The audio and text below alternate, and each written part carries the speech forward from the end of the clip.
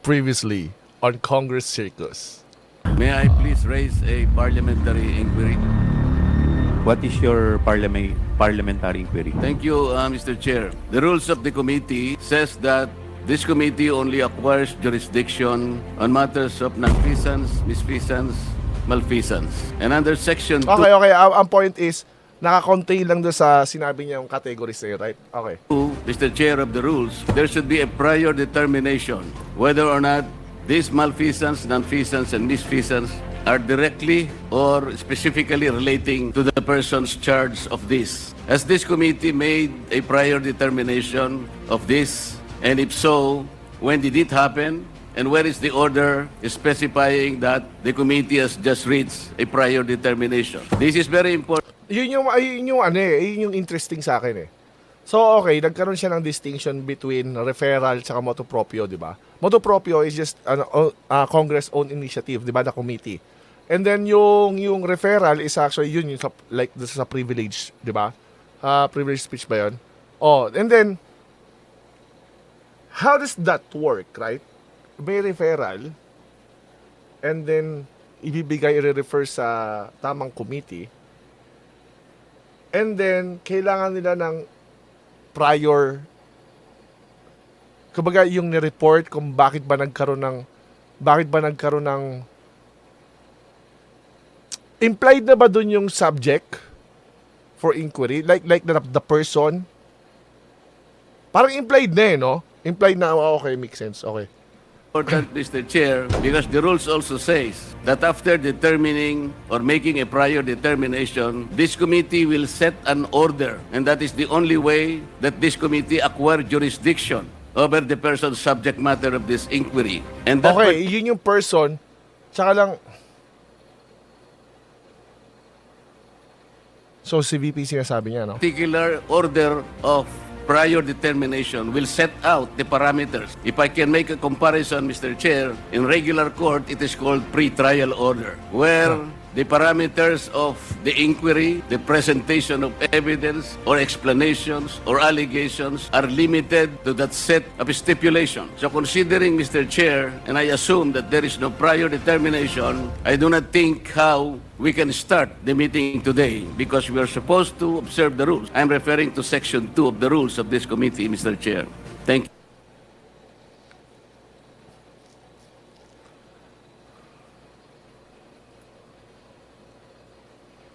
Ang interesting dito is, they don't know that? Kumbaga, if you actually have to raise that issue, do they know it? Or nagre-rely lang sila sa idea na yung mga tao doon sa Congress would be in on it. All of them. Yung ba yung options, like, it doesn't matter if it's proper as long as lahat ng sa Congress is agree na ay mag-start or walang nakakaalam dahil hindi pa pragmatically speaking, wala pa nag-raise ng issue na yon, ngayon pa lang nire-raise. Ibig sabihin nito, tama ako do sa chaos correction cycle ko na chaos breeds correction, right? Tama ako doon sa theory ko ngayon, sa yung kinoin kong chaos correction cycle. Kasi because of this chaos about VP, confidential funds, si Romualdez, Saldico, blah blah blah. Ngayon, they are actually forced na parang parang mabuhay or magkaroon ng formal or proper sa investigation because of this this personality na high something personality. Ngayon, they are forced to actually invoke yung mga bagay-bagay na yan.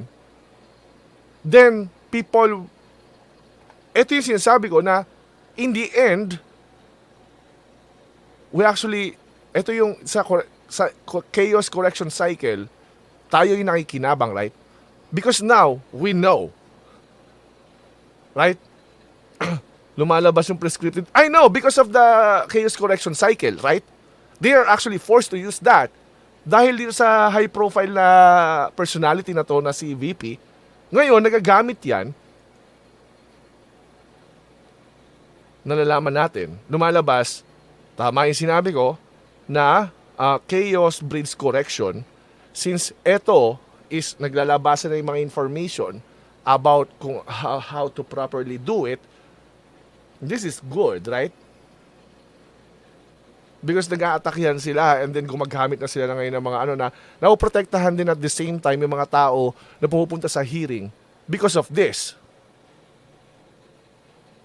Itong nangyari na ito, magiging guide nila sa mga susunod. Yes, and even yung mga normal na tao na may subject for in aid of legislation na mga accused, they will benefit from this. Tama? They will benefit from this. This is nice. Nasa equilibrium my ass. Oh.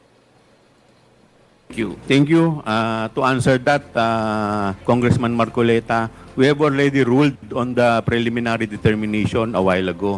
Medyo na-late na po kayo. Now, with respect to the... We already ruled. It doesn't matter kung nag-rule na, di ba? Yung tinatamad silang gagawin na para may batayan na. Hindi, ito na yung maapilahan. Ito na yung sa site. Maglaglagan ng mga Congress ayos yan. Tama. Kaya maganda din talaga may anti and pro. May check-in. Kaya nga, maganda talaga yan. Magkaka-equal treatment, Jenny. Hello. High and low profile man. See, this is the point. This is the point. Magiging standard ito. Correct. Kasi, nagkakaroon ng clarity. Diba? Gusto lang naman natin clarity, diba? Gusto natin clarity at saka less corrupt politicians. So because of the chaos na kinreate din nila, sila rin kasi politicians sila. Sila rin yung nag-create niyan. Ito yung proper na tayo yung mag-benefit. Because of that, kung ano yung mga lumalabas. Good! Maiwasan ng imbalance. Tama. Para ma-check and balance. Correct. This is good. With respect to your inquiry, that if we can proceed with this, considering that this is an investigation of malfeasance, misfeasance, and non-feasance, let me walk you through. Mr. Chair, tablay ka na naman ng citation eh. So beautiful. Yes, this is gold. Okay? This is gold. Sige, walk us through. Walk us through, Mr. Chair. Let me walk you through the definition of a good government and public accountability. It provides that all matters directly and principally relating to malfeasance, misfeasance, and nonfeasance in office committed by officers and employees of the government and its political subdivision and instrumentalities, inclusive of investigations of any matter of public interest. Okay. Dito nagkakamali yung iba ng pag-apply ng pragmatism. Kasi ang gusto niya is public interest in the sense, it sounds like pragmatic, right? We don't have to actually, hindi natin kailangan mag-dwell masyado sa like the procedure, the mechanics, or kung may tama ba yung ginagawa natin or what in the sense of procedure. Kasi sinasabi niya mas matimbang dito yung public interest eh. Di ba? Iyon yung sinasabi niya eh. Mas matimbang dito yung public interest. But the problem is, the procedure doesn't negate public interest.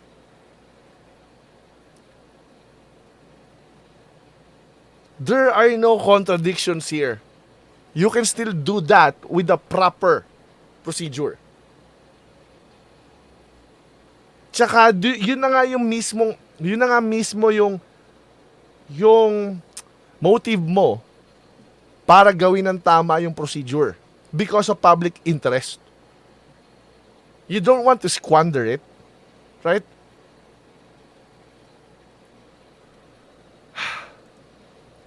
On its own initiative or upon order of the House. For the information of everybody, this... Wala namang accused dyan, resource person sila.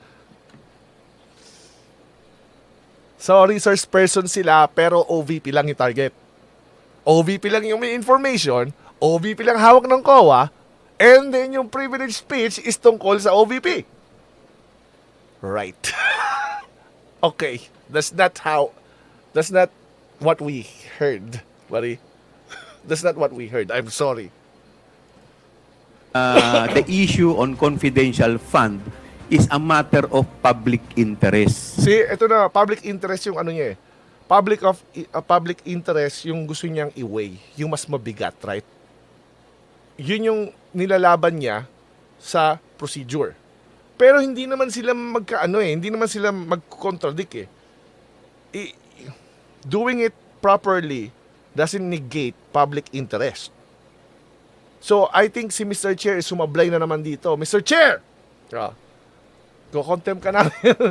Lahat po tayo ay interesado, hindi lamang po tayo, yung publiko po. Exactly! That's the very reason why you have to do it properly. Kasi lahat tayo interesado. You forget that fact. Interesado kung paano po ito nagamit. Kaya yun po ang dahilan why this Chua pangalan yan ko. Chua ba? O sige. committee has jurisdiction over the subject matter. Ano? But Dahilan why this committee has jurisdiction over the subject matter. Yan o. Yun yung reasoning niya. Ito yung reasoning niya. Ang reasoning niya, this is a public interest. Okay? Public interest to. That's why we have the, but Mr. Yes, committee has jurisdiction over the subject matter. That's why this committee has jurisdiction over the subject matter. Pero again, that's not the referral way, kundi the Motu Proprio way, di ba? Parang the committee is acting according to its own initiative. Yun yung difference eh, di ba? But that's not what happened. Tama ba? Gets ba?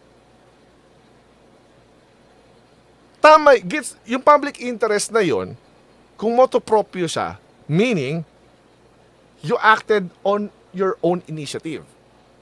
But that's not how it started. It's on the referral side nag-start yan. So meaning, you have to follow certain procedures to actually do it. Hindi to Motu Proprio. Yun yung point eh. So ngayon, ang gusto niyang ibangga is public interest. Yeah, sure. Sure, public interest. Kaya nga dapat mo lalong gawing ng proper. Public interest and at the same time, lahat tayo interesado dyan. You don't want to squander it, right?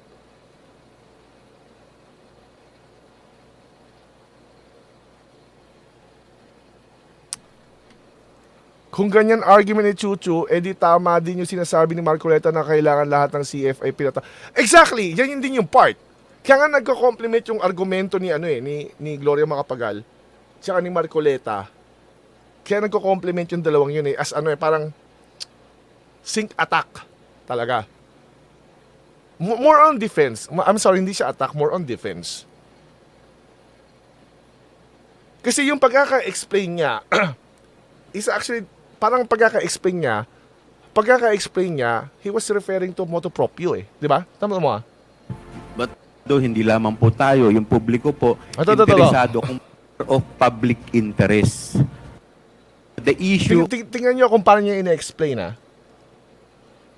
its own initiative or upon order of the House. Own initiative, Motu Proprio yung inaapilan niya, right?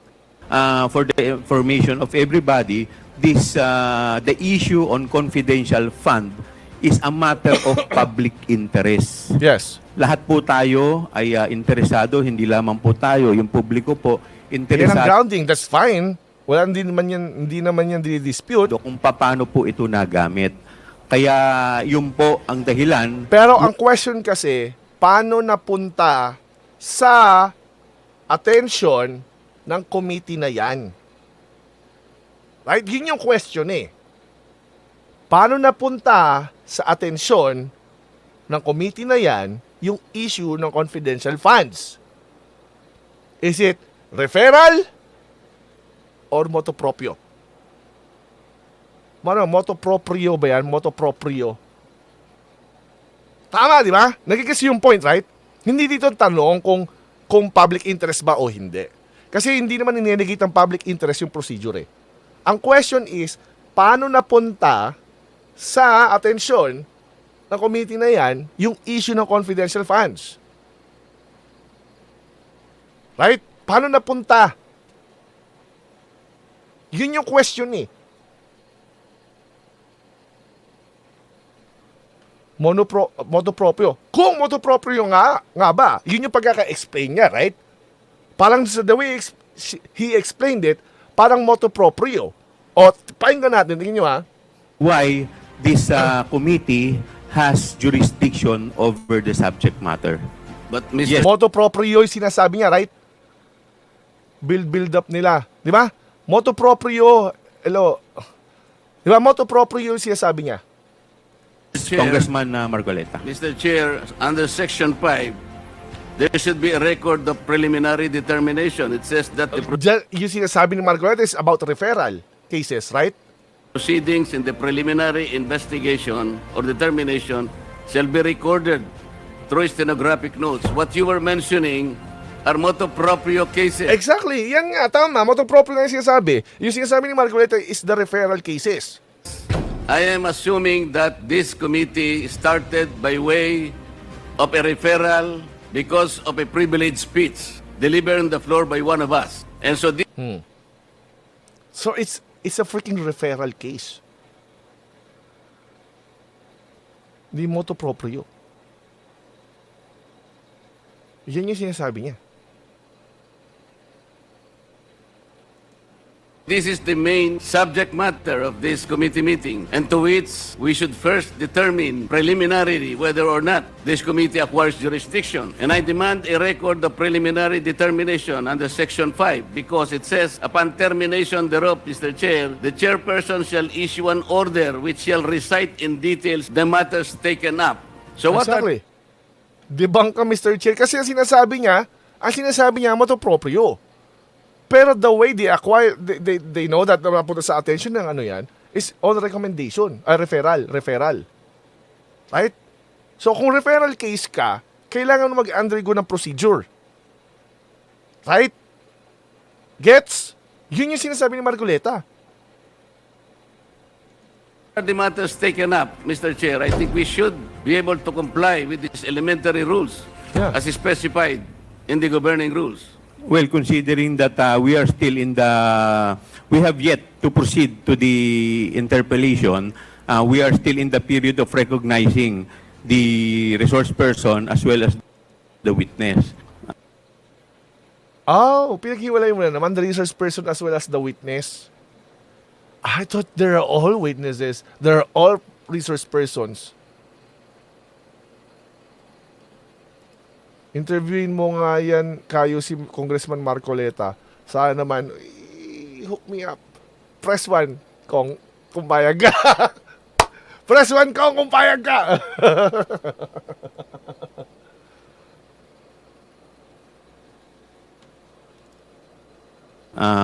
Proceed to the interpellation, we are still in the period of recognizing the resource person as well as the witness. Resource person as well as the witness. Right? Pinaghiwalay niya rin eh. Akala ko ba parehas lang yun? Mr. Chair naman eh. Nauhuli ka rin sarili mong bibig eh. Oh. With that, the chair declares 1 minute suspension. Iyak na naman. Oh. Di ba? Ito, klaro lang to. Madali lang to, puputulin ko. Ito kasi si Mincy, palto kasi, humaba tuloy. Madali lang sana to eh. Oh, yun lang yung, yun lang yung point dito. I-edit ko na lang mamaya, tapos ilalagay ko sa ano. May distinction talaga, gets niya din. May distinction talaga, gets niya rin. Tsaka ito, yung point dito ni Kong Marcoleta is, paano napunta sa attention? Is it referral or motu proprio? Kung motu proprio, bam, di ba? No problem. But this is a referral. Kung referral yan, then it means we have to undergo, like sa procedure, tapos yung may mga records na sinasabi niya. Pero kung wala, anong lumalabas to? Hindi ito motu proprio. Dahil referral siya, by definition, but hindi mo binibigay yun. Walang transcript, walang stenography ba yun? O, stenographer. O, stenograph record. Walang ganon. Lumalabas ito, full-blown politics. Political angle, right? Kasi nga, kailangan mong gawin to properly. Para wala nang ganyan-ganyan, wala nang isyong ganyan. Public interest pala, lahat pala interesado. Then, why did you squander that pagkakataon na gawin properly para walang ganyang issue? Transcript na lang. Di ba? Yun lang yung point dito eh. Kasi lumalabas dito, this is purely political angle. Na nakikita na natin yung distinction ngayon. Ngayon, alam na rin natin ngayon ang issue ng referral sa motu proprio. Well, tinuro na naman nila Atty. Libayan at Atty. Claire. Pero sa layman, well, alam na natin kung paano ba na di ba? In need of legislation, in need of election. Ganun nga eh. Ganun nga yung nangyayari dito. Yun lang naman yung gustong dito ni Cong Marcoleta eh. Siyempre may iba pa tayong Cong Marcoleta mamaya. Gets nyo? Sana gets nyo. Yun lang yung gusto niyang gawin distinction. Na mali yung sinasabi ni Mr. Chair. Yung sinasabi niya is because of public interest. Well, hindi naman negate ng public interest yung properly doing it eh. Di ba? Motu proprio pagpabor sa kanila. It doesn't negate the public interest. Lalo mo nga kailangan gawin to ng proper kasi public interest to. Mali yun. Don't think about that as pragmatic approach like in practical. Dun yung kasi na-wolfish ng mga tao yung practical tsaka in practice. Kasi in Persian pragmatism, hindi mo pwede yung procedure. Kasama yun. Kasi that's the only way to actually... Tamo ha. Pragmatic framework evaluation. Doon sa ginawa niya, doon sa ginawa ni Mr. Chair, sa ginawa nila dyan, hindi sila po nag-follow ng procedure. Then lumabas ngayon, in-squander nila yung pagkakataon nila kay VP. Right? Tama? Okay. Ngayon, kung pumasok sila doon sa procedure, then that will enable them to actually inquire. Ituloy yung inquiry. Diba? Sa pragmatism is truth is the end goal of inquiry. Right? If yung procedure is nagiging hadlang, you have to do it. Kasi nga, ang goal mo is truth. Right? Pero kung ang ginawa mo is nilagpasan mo yung procedure, you actually killed yourself sa pagkakataon na makuha yung truth. In that sense, sa pragmatic framework, you failed. Gets? You failed. Kasi nga lagi political angle ang tingin nyo dyan. Pero marami kami tututunan ngayon ha. Anyway, God bless sa inyo lahat. Yo minute.